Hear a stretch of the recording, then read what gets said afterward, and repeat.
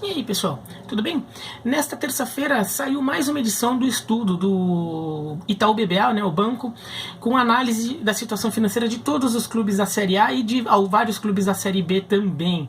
É um estudo que é feito todo ano, apresentado ali pelo economista Cesar Grafietti, inclusive que já virou até referência nessa questão, e inclusive até fez parte aí do trabalho que a CBF montou para preparar um projeto de fair play financeiro no futebol brasileiro e é apresentado clube a clube toda a situação financeira do clube, a tendência dos últimos anos, tudo.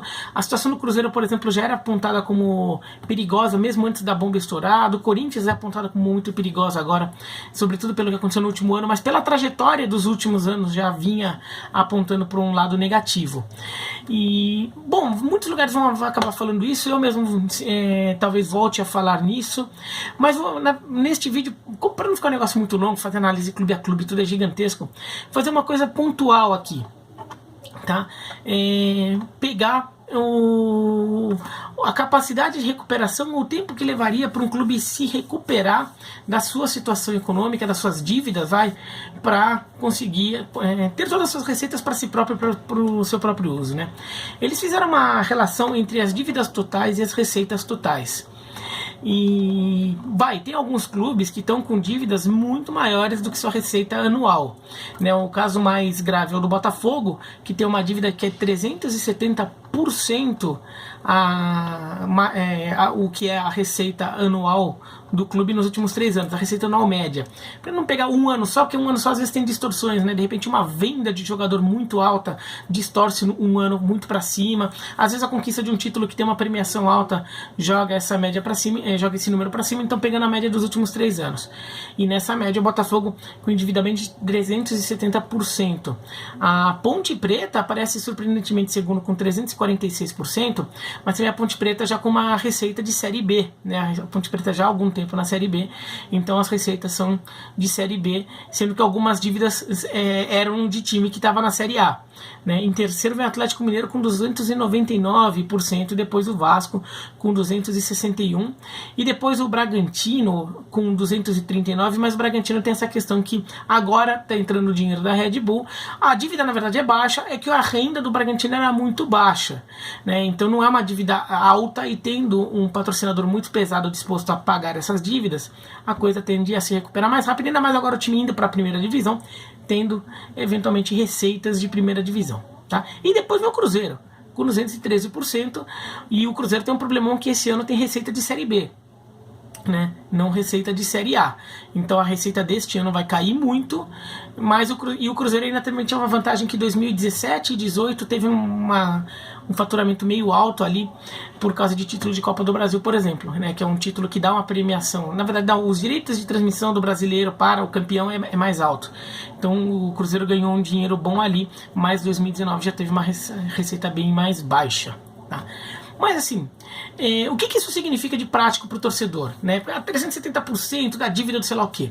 Eles também calcularam quanto tempo levará para o clube pagar toda essa dívida se ele mantiver essa média de receita dos últimos 3 anos e se ele gastar apenas 20% da sua receita. Ou seja, todo ano vai entrar, digamos que entre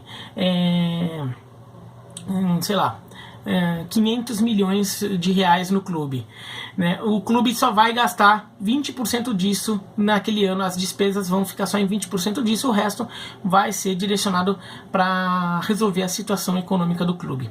Quanto tempo levaria para ela ficar joinha e pagar tudo? Isso daí dá para ter uma ideia de quanto tempo vai levar para um time, se começar a adotar um processo de recuperação, quanto tempo levaria. E na verdade isso é só um ponto de partida, uma referência, porque tudo mudaria, já que o cálculo é feito também, a dívida ela continuaria, né? Ela vai diminuindo à medida que você vai pagando, mas ela continua, é aquele número. Mas a sua receita você pode mudar, você pode eventualmente aumentar a sua receita com políticas internas ali, que, por exemplo, você começa a melhorar o programa de sócio torcedor, venda de ingresso quando voltar a ter bilheteria, né? Quando voltar a ter público no estádio. Você pode começar a trabalhar com jovem da base, você começa a vender melhor jogadores. Você tem jeitos de faturar mais, de ganhar mais dinheiro, né? Então mudar também isso, mas só como referência. Por exemplo, o Ceará e Goiás em um ano já resolveriam o problema. Ele falou, se um ano resolve, você não precisa também gastar tão pouco assim. Se já está tão perto assim, de repente você pode demorar 2, 3 anos e ficar gastando, em vez de 20%, gasta 30% ou 40%, porque ali você mantém um time mais legal. É importante ficar na Série A, porque daí a sua receita é de Série A, né? Então ajuda a pagar isso. Fortaleza 3. Isso mostra como os times do Ceará estão muito bem, né? E não é estranho como o Ceará se tornou talvez o estado mais forte do Nordeste brasileiro neste momento. Tá? E depois ainda faço um vídeo só falando sobre a situação de Ceará e Fortaleza ali, dentro de campo ali, uma coisa interessante ali que eu pensei outro dia. Atlético Goianiense 3 anos, é um time de receitas baixas, um clube relativamente controlado. Depois Grêmio 3 anos, Flamengo 4 e Palmeiras 4. Aí já o Flamengo, por exemplo, que era o time que tinha a maior dívida do Brasil há um tempo atrás, agora já numa situação bem confortável.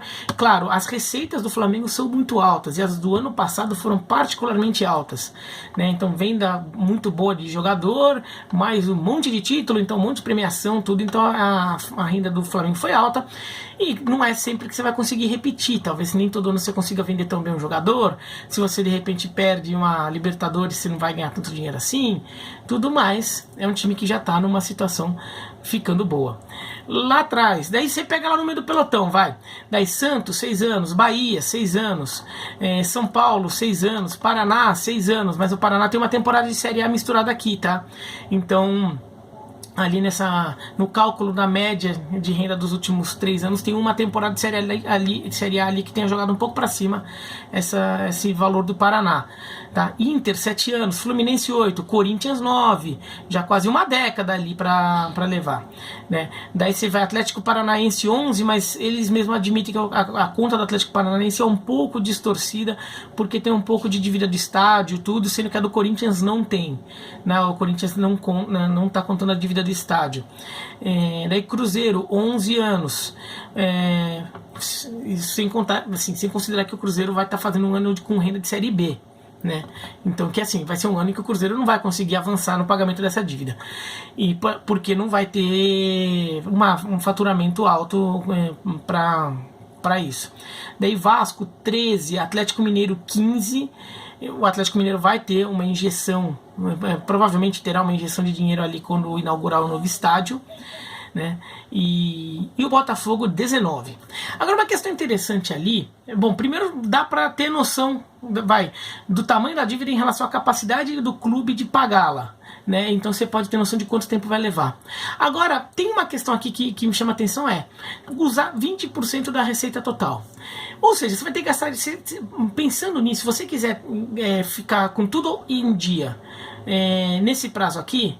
E o caso Atlético tem um estádio, o caso do Botafogo tem um SA que está sendo negociado ali para ver se sai a SA que injetaria um dinheiro e resolveria o problema muito mais rápido, né?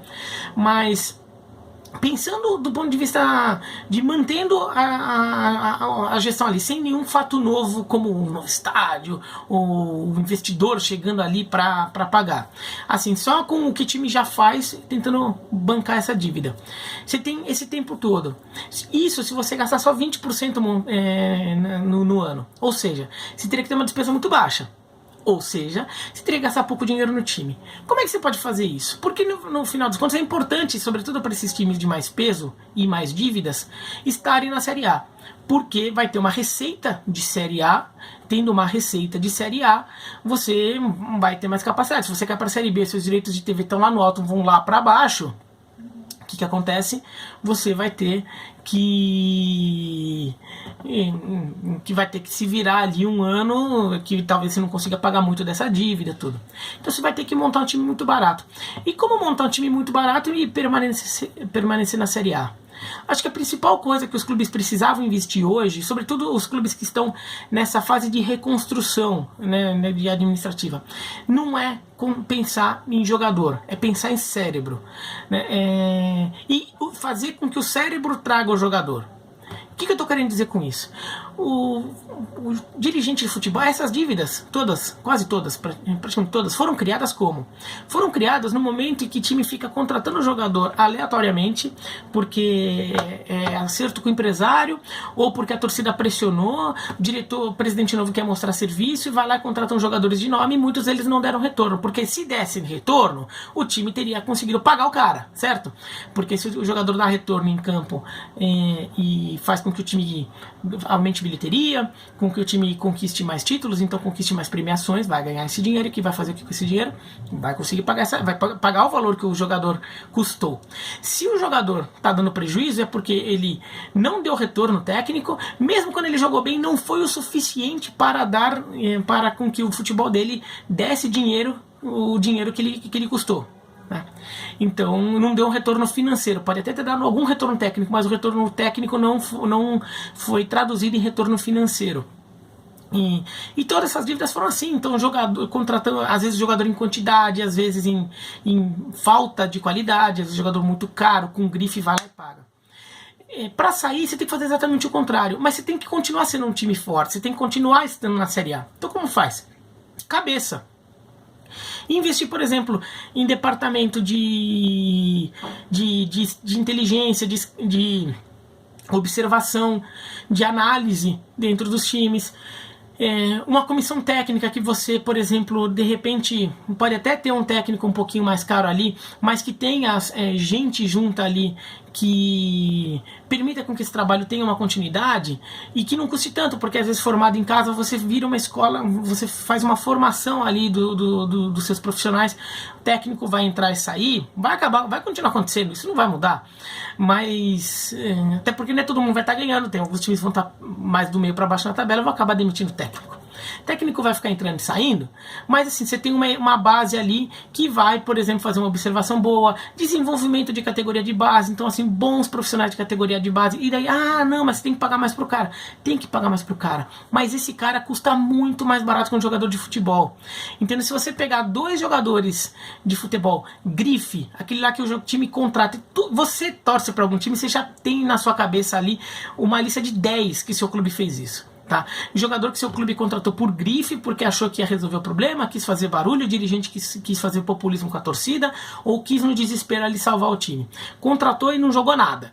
Tá? Se você pegar 2 desses caras em todo ano e não contrata o cara, o dinheiro que você usaria para ele, você usa para melhorar as condições de trabalho dessa equipe, de observação, tudo, você vai ter um retorno muito melhor do que teria com aquele cara ali. Você consegue melhorar as condições de trabalho, melhorar o salário dessa galera, e essa galera pode achar um cara 2 vezes melhor que aquele lá que você contratou porque tinha grife, mas já tá meio encostado, sei lá o que, ou já não tá mais em forma física adequada, já tá meio quebrado, meio bichado.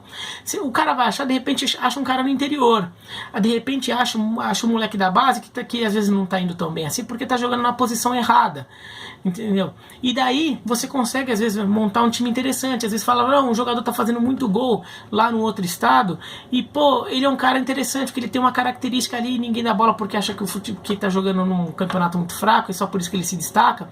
Não, mas se você olhar bem pra ele, tem características ali, você vê que ele é um cara acima da média daquele torneio ali, pode ser útil pro seu time. Fazer isso, né? Ter uma observação, um olhar mais criterioso para não ficar gastando dinheiro com um jogador meia boca, jogador que você compra pela grife, porque são esses que botaram o seu time nesse buraco. Por exemplo, vamos pegar um exemplo de um clube que está bem em campo, tá? O Fortaleza. O Fortaleza está bem em campo. Eu não estou nem falando que fora de campo já viu como o Fortaleza está bem. Melhor ainda, fora de campo. E em campo o Fortaleza está bem. Ninguém acha que o Fortaleza, com o trabalho que tem, vai correr risco de rebaixamento no Campeonato Brasileiro. Parece um time de meio de tabela seguro. O dinheiro que o Fortaleza gasta para montar o time que ele tem, ele entraria dentro dos 20% de faturamento, por exemplo, de um Corinthians. Né? Então, por exemplo, é claro que você pega o time da Fortaleza e joga a camisa do Corinthians, não é exatamente a mesma coisa, tem pressão, tudo, mas dá pra montar um time digno pra fazer um campeonato brasileiro interessante, gastando 20% do faturamento desses grandes clubes, desses clubes de massa, de mídia nacional. Dá pra montar. Mas esses clubes não fazem isso. Por quê? Porque tem que contratar jogador cobra criada, macaco velho, tem que contratar jogador grife, e daí vai chegar no programa de debate da TV, vão falar que esse time tá fraco, só tem jogador ruim, tudo.